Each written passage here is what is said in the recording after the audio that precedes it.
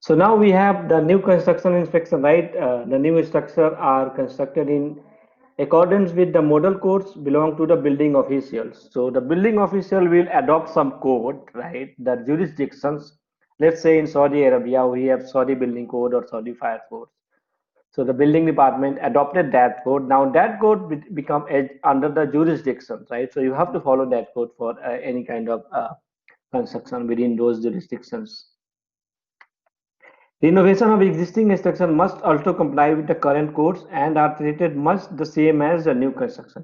If you are doing any kind of the modification or renovations to any existing occupancies, now you have to follow the current code, not the previous code, right? The one which is in force under this jurisdiction at this moment. Now the coordination to ensure fire operation, right? How to coordinate for fire operation effectively, right? It is the fire department ability to deal with fire and emergency during construction, right? So fire department team will deal with the other agencies with fire and emergency during the construction. The fire prevention bureau should act as a conduit between the fire and building department to ensure that the building inspector understands the need of fire operation personnel regarding vehicle access, water supply, right? Posting building addresses and street signs, and the storage of construction material and constructional waste, right? They have to work, the building officials should work along with the fire inspectors to go things effectively.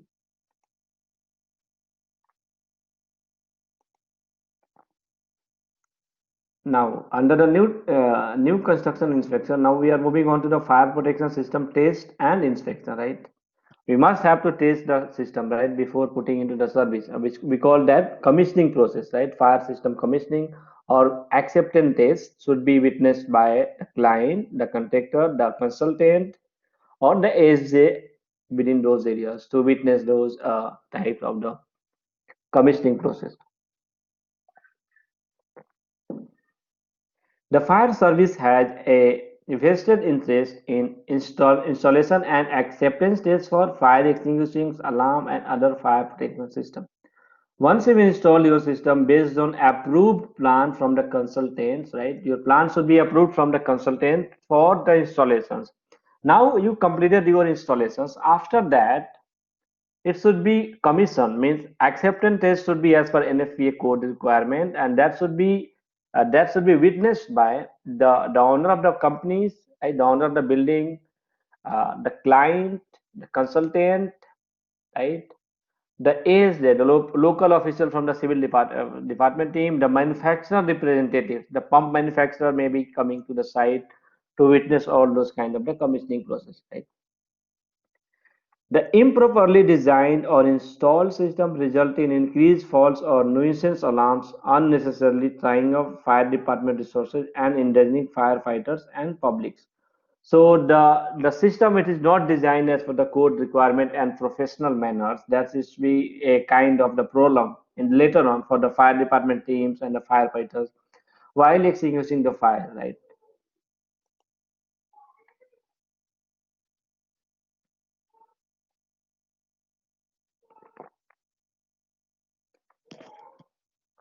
Now we have fire hazard recognition through inspection, right? How we are going to recognize the hazard through the inspection, right?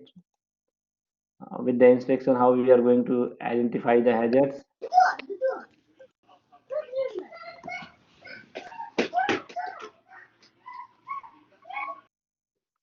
right? So the fire inspector typically encounters three types of fire hazard, right? It is unsafe behaviors, unsafe conditions, building system, and hazardous process, right? So if it unsafe conditions or unsafe behavior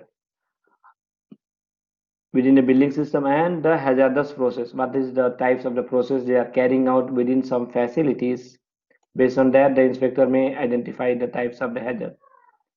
Now it is the inspector's responsibility to recognize situation and serve as community risk reduction efforts, right? So it is now up to the inspector who identify those hazards, right, and to reduce the risk in those communities area, right? and the inspector will observe common hazard as part of the job. Before beginning an inspection, an inspector must research the specific process based on the type of occupancies and operation to be inspected. What types of the system he is going to inspect? They have to make some checklist prior to going to the site for doing the inspection, right? For the special hazard recognition areas. An inspector must be able to identify the process or equipment, be familiar with its purpose and operation, and understand the applicable basic safety principles. An inspector who is doing this any kind of the inspection work, he should be qualified enough to carry out the inspection work, right? He should be qualified for the things who is going to inspect. Let's say if he's going to inspect some flammable and combustible liquid storage areas, the inspector should be able to understand the life safety code requirement, the fire protection system code requirement, as well as NFPA 30, which is for flammable and combustible liquid code. If you can see the figure here, we have some of the unsafe conditions, right? If you can see in the figures where we have the some of the unsafe conditions. Sorry, we have the unsafe behaviors. They have stored some of the material nearby the buildings. If it's the catches of fire, how it is going to spread. And they have stored lots of the debris or materials, right? Which is not a kind of the unsafe behaviors. If you can see in the last bottom picture, there is a loss of the storage cans. Looks like some of the flammable and combustible liquid storage they have stored in. Maybe they have stored in not a proper manner, right? Or they have not followed the rules and regulations. And the one we can see at the left bottoms, uh, they have simply it is some of the kinds of the unsafe behavior. So these things should be addressed by the inspector, right? These things should be addressed by the inspector for any kind of the problem arising from this condition in the future.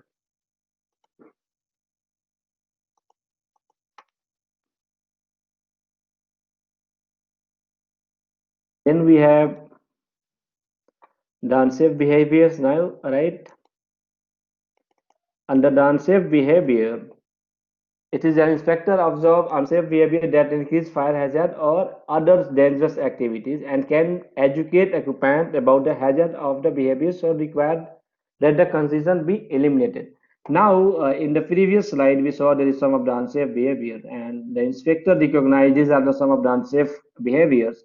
Now it is the responsibility for the inspector, right, to make sure that he lists out and educate all the occupants that the way you are doing, the way you are handling your occupancies, your building, your community is not a safe processes, right? It's not a safe practice. You might be turning it into the turning in some kind. It is going for the fire and all. So you have to be very careful regarding that. He will give some of the trainings to that, how to store and what you are going to store, what is not allowed into those jurisdictions.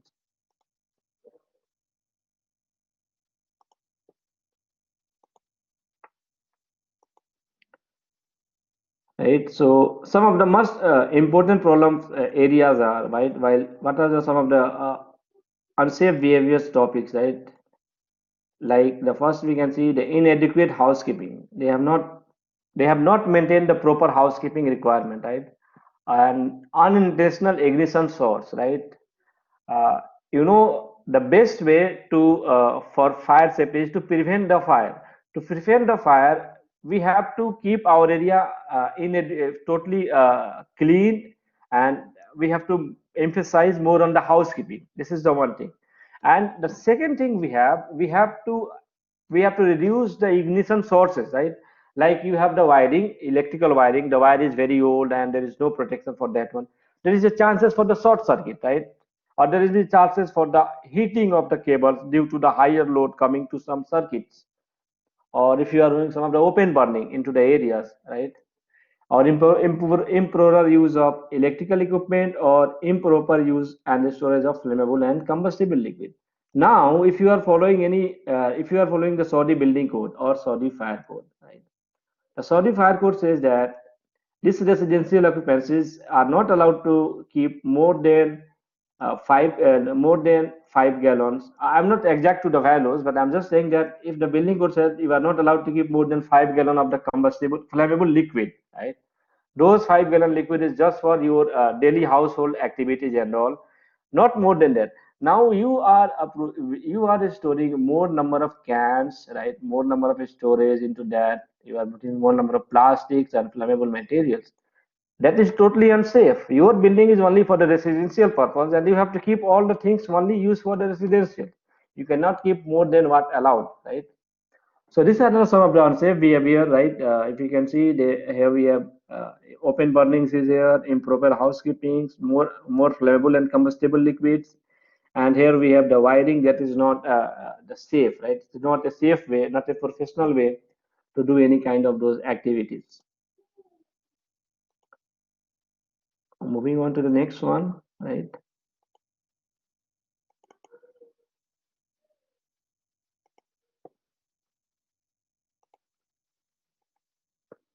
We have unsafe condition, right? So unsafe behavior we discussed. Now we are moving on to the unsafe condition. The unsafe condition that result in the fire hazards may arise from the design or use of a building, facility, or equipment that must may regulate related to behavior or process, right? Any kind of the behavior or process which is unsafe, right? So that need to be eliminated, right? Unsafe condition may be specific to a certain type of occupancies or to be found in all occupancies, right?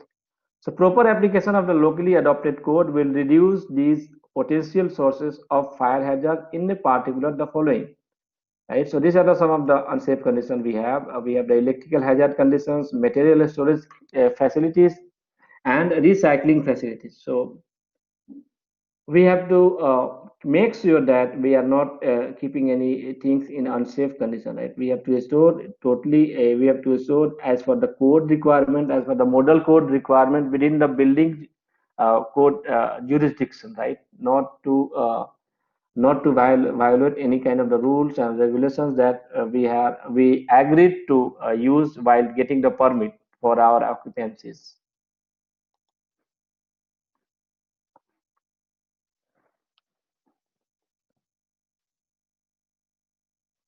Now we have the building system, right? An inspector encounter a number of different building system is present unique challenge. So different system inside a building have a unique challenges, right? So the one who is going to inspect, if the one who is going to inspect things inside a building, he should be familiar with the following components within a building, right? The inspector often need to be to do extensive research before conducting an inspection, right? You should be familiar with all those equipment, the fire protection requirement through the extensive research procedures before the inspection carried out. The inspector should be referred to locally adopted codes regarding this building system, which include HVAC systems, cooking equipment, industrial furnace and ovens, powered industrial trucks, stands, and so on, right? So if he is going to inspect the HVAC system, which is heat, ventilating, and air conditioning system, he should have enough knowledge regarding the rating of the duct, right? The fire protection ratings, the size of the duct, and all those areas. And if it's the cooking equipment, right? He have to be knowledge about what type of the equipment he is going to use, what is the maximum area of the of those fry pan, what is the requirement for kitchen hood suppression system, right? How they have protected the plenum, how they have protected the duct, what about the nozzles, what is the size of the nozzles, is there any manual activation or automatic activation, is there any fire extinguisher in those areas? So bottom line of that, he should be aware of all kind of the processes and how there he is going to do inspection within those areas for various parts within those areas.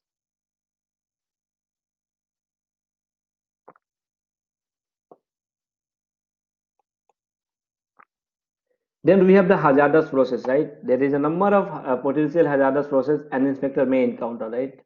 Like here we have some of the example of the hazardous process, right? If you can see, we have some of the hazardous process example. We have the welding, right? Dipping and quenching operations. In the dipping and quenching, there is always chances of the flammable and flammable vapors coming in those areas. flammable finishes in manufacturing facilities, right? Dry cleaning operations, dust hazard that can result in both explosion and fire in many types of facilities. Semiconductor electronics manufacturing area, distilleries, other locations with numerous hazard on site, right? So these are some of the hazardous process areas. So the inspector who is going to do inspection in those areas, he should be enough qualified to figure out the various unsafe or hazardous conditions within those areas, so that he will do the inspection as per the requirement, right? He will not miss any point out of those.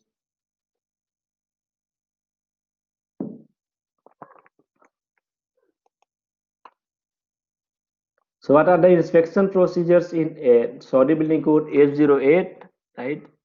CR18, we have the inspection authorities, inspection request, approval required, concealed work, and approval.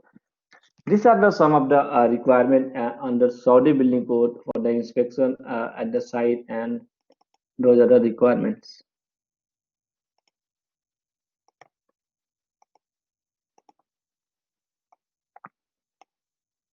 So here we comes the end of module 7, right? We finishes the module 7 at so